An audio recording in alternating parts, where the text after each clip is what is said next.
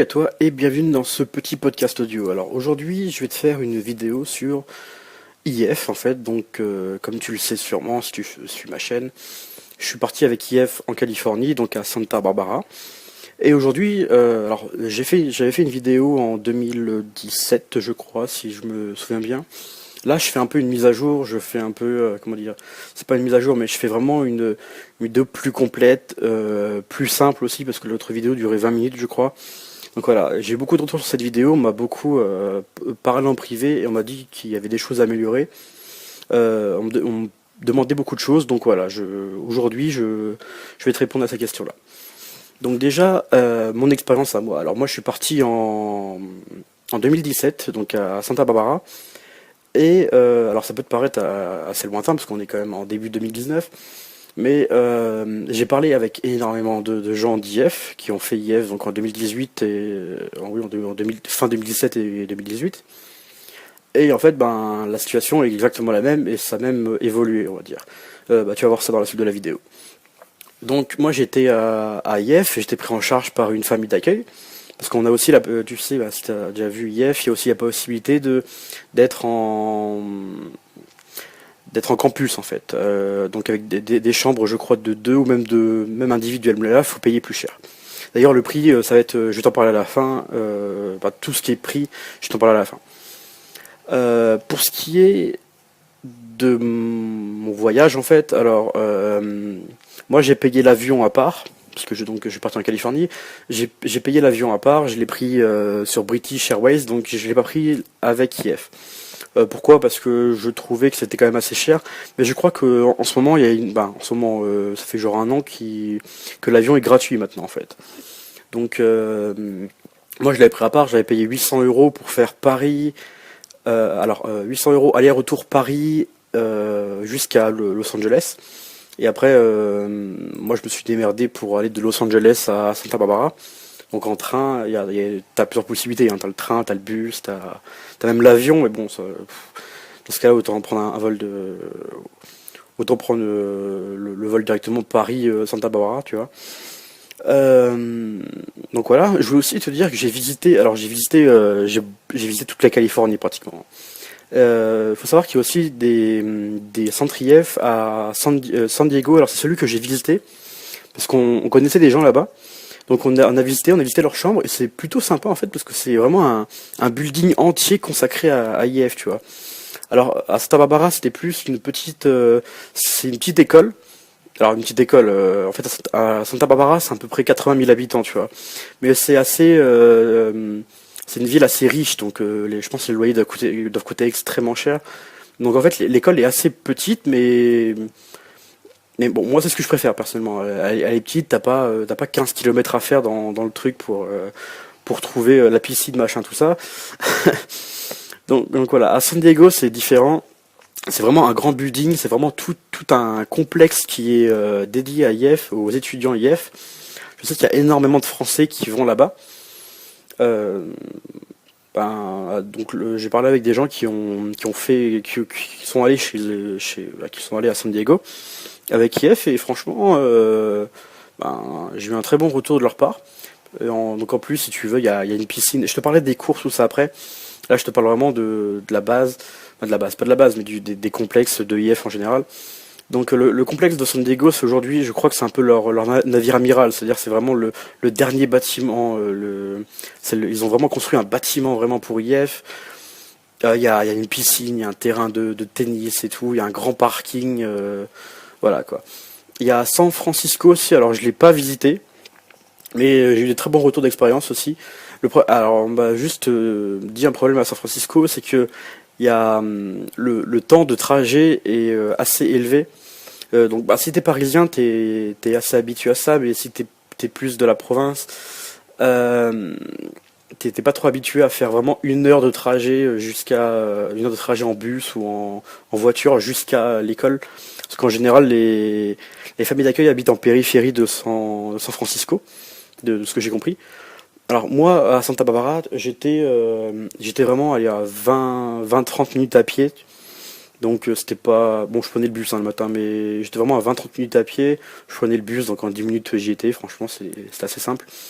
Si t'aimes vraiment les petites villes où il y a tout, c'est parfait en fait, Santa Barbara. Après, si tu veux des choses plus grandes, bah tu vas à Los Angeles. Ah oui, je t'ai pas parlé de Los Angeles. Los Angeles, c'est excellent aussi. Los Angeles, en fait, le truc, c'est que si tu y vas que 6 mois, ben, au bout d'un moment, comment dire, avant de partir, tu n'auras pas le temps d'avoir tout fait à Los Angeles. C'est tellement grand. Si tu es vraiment passionné par les États-Unis, par la culture américaine, ou pire, par le cinéma. Alors là, je te dis pas, si t'es passionné par le cinéma, là, prends un an chez IF, hein, c'est directement à Los Angeles. Donc là, je vais passer aux avantages et aux inconvénients. Donc en avantage, le plus gros avantage, évidemment, c'est l'immersion. Donc moi, je suis parti pour apprendre l'anglais, évidemment. Mais bon, t'as aussi des destinations pour apprendre l'espagnol, le chinois, je crois. T'as même un IF à Paris, hein. C'est bon, après, si tu comprends cette vidéo, ça sert à rien d'aller faire un IF à Paris. Donc voilà, mais je crois que dans toutes les capitales européennes, il y a un IF. Mais moi, je te parle plus spécifiquement des États-Unis et de la langue anglaise en général. Faut savoir qu'au début, je voulais aller à Londres. Je te l'ai déjà raconté, mais au début, je voulais aller à Londres. Parce que pour moi, les États-Unis, c'était impensable. En fait, moi, aller en Californie, c'est mon rêve depuis gamin. J'adore. Je voulais absolument visiter la Silicon Valley. Je voulais absolument voir énormément de choses aux États-Unis, apprendre l'anglais, évidemment, parce que si tu regardes cette vidéo, c'est sûrement que t'es étudiant.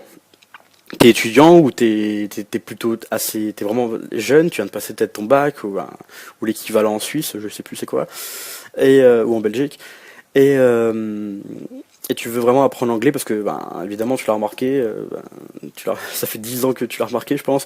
Euh, En France, on est le pire pays pour apprendre l'anglais parce que les profs, on a une culture très littérale, donc on aime bien écrire, donc tu sais sûrement super bien écrire l'anglais, bah alors le parler, tu vois, c'est niette.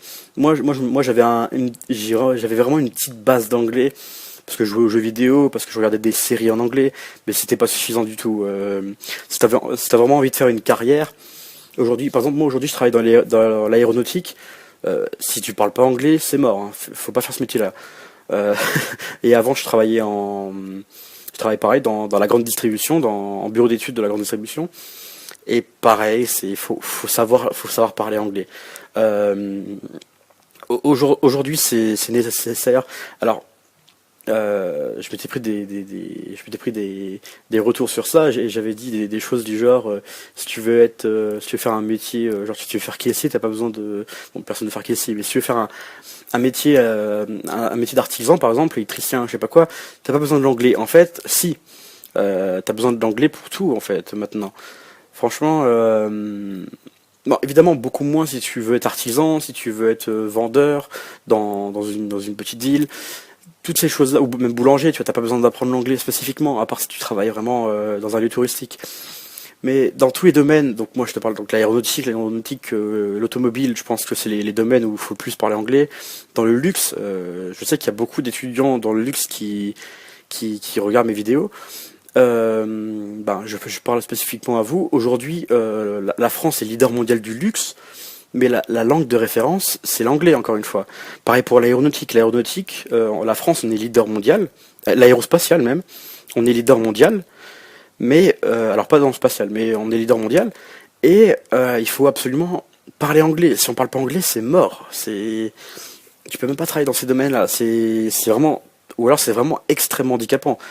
Moi, je vois des cinquantenaires dans ma boîte par exemple, qui bitent pas un mot d'anglais, mais les mecs qui galèrent. À chaque fois qu'il y a des mecs du gouvernement ou de l'aviation civile qui viennent, mais ils peuvent pas biter un mot d'anglais. C'est super handicapant pour eux en fait.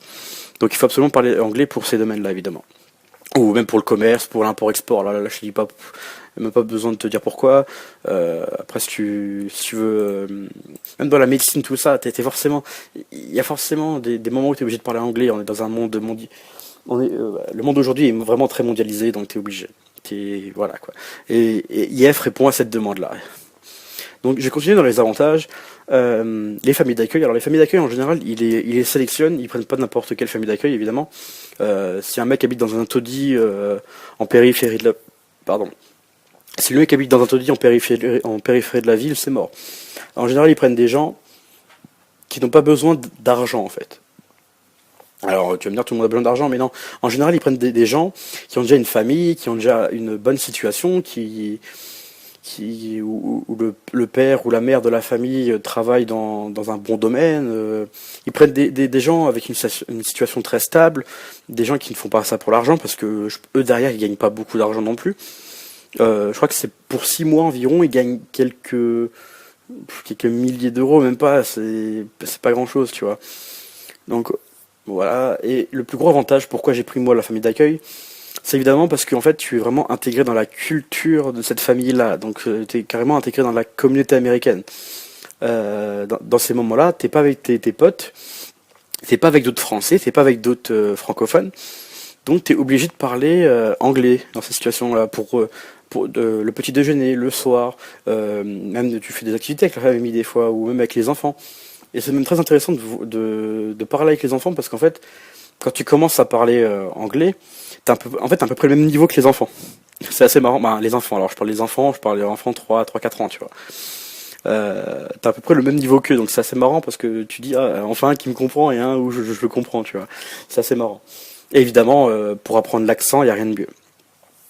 Un autre avantage qu'a IF, c'est les cours. Alors les cours sont très modernes. Alors j'étais surpris par ça, parce que, bon tu sais, en France, t'as forcément fait enfin, en France ou même en Europe, je sais pas pour la Suisse et la Belgique, mais en France, ça fait 180 ans qu'on fait les mêmes cours, quoi. Bon, on fait pas exactement les mêmes cours, mais tu comprends le truc. Les profs, les profs, ce sont des gens très littéraires. Ils sortent eux-mêmes du système de l'école, donc ils font que te rebalancer ce que eux ont appris à l'école, donc ils ont très peu d'expérience de la vie, à part pour certaines disciplines évidemment. Mais voilà, donc et moi le prof d'anglais que j'ai eu, il a voyagé une fois en Angleterre. Le prof que j'ai eu au lycée, il a voyagé une fois en Angleterre. Franchement, c'est un peu bon, voilà quoi, c'est un peu du foutage hein.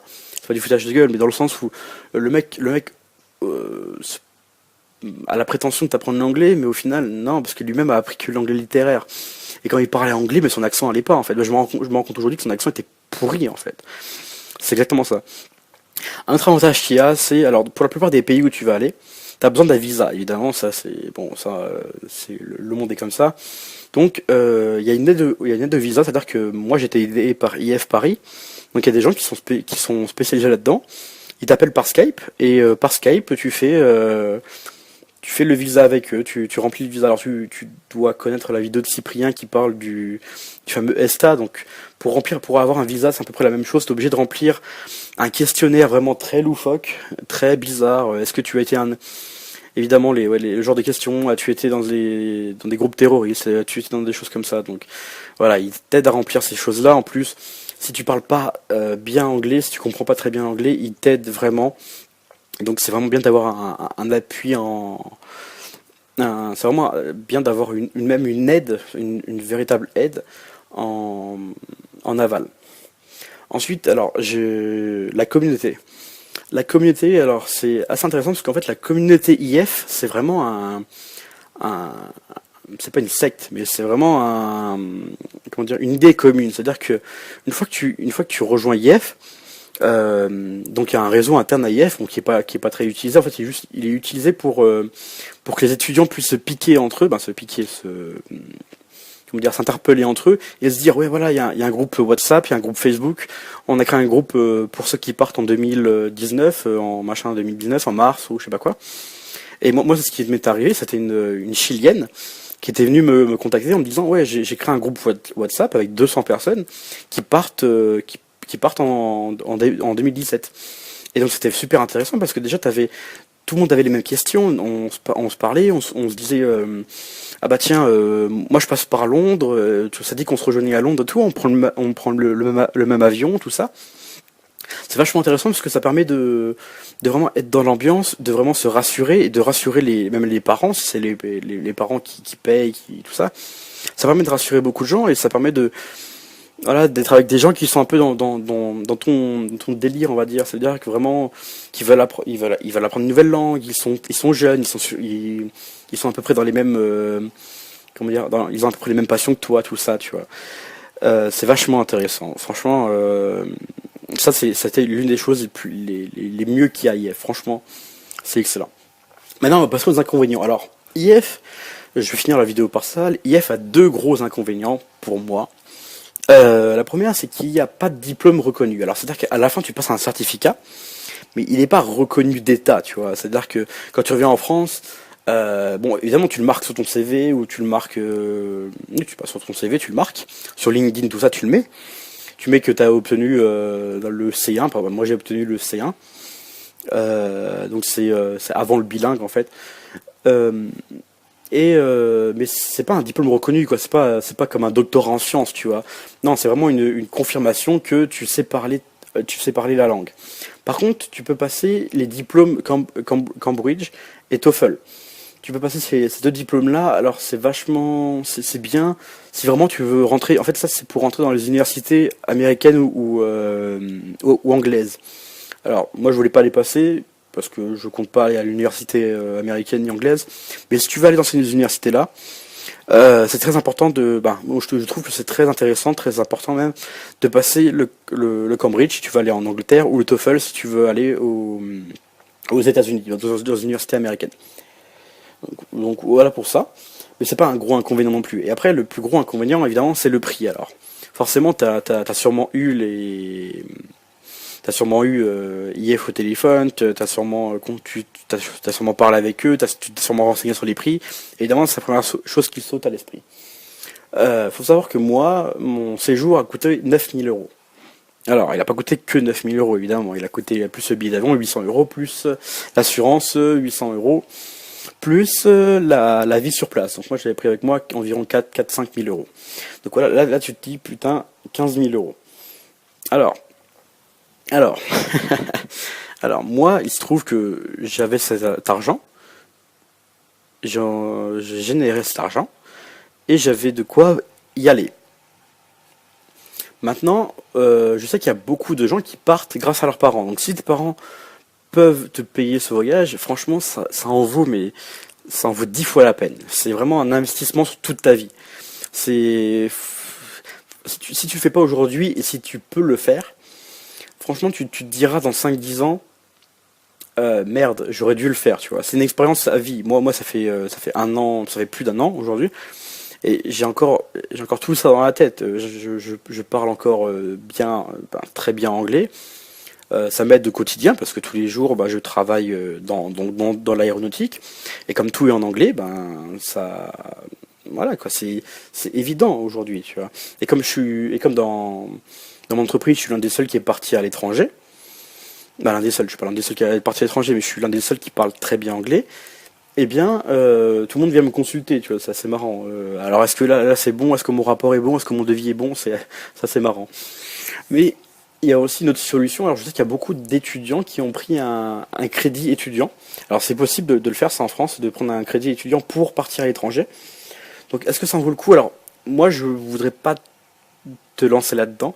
C'est pas que je veux pas te lancer là-dedans, mais moi, je veux pas avoir d'avis là-dessus parce que je l'ai pas fait. Mais je connais des gens qui l'ont fait et qui, au final, ne le regrettent pas. Voilà, après c'est tout à toi quoi. Si le fait d'apprendre l'anglais, évidemment, de voyager autour, tout ça, de vivre un rêve pendant quelques mois, même une année, même je crois que ça va jusqu'à 1 an et demi. C'est voilà quoi, toute ta vie, c'est des expériences à vie. Moi j'ai beaucoup grandi, j'ai beaucoup pris en maturité grâce à ça aussi. C'est vraiment tout ce que je voulais dire. Donc j'espère que cette vidéo t'a plu. N'hésite pas à me contacter en privé ou même de laisser un commentaire sur la vidéo. Si t'as aimé cette vidéo, franchement, comme tous les youtubeurs, machin, tout ça, je te dirais de mettre un petit j'aime et puis je te retrouve prochainement pour une vidéo. Allez, salut!